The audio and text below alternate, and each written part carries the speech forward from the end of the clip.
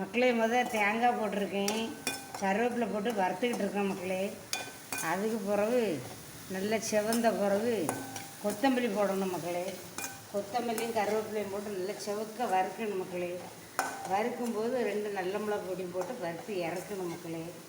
இறக்கிக்கிட்டு அந்த மீன் சட்டியில் மீனை கழுவி போட்டு புளியும் கரைச்சி ஊற்றி இந்த அரைச்ச மசாலாவும் போட்டு கருவேப்பிலையும் போட்டு கொஞ்சம் எண்ணெயை விட்டு அடுப்பில் வைக்கணும் மக்களே. நார்வேல் மீன் ரொம்ப டேஸ்ட்டாக இருக்கும் மக்களே.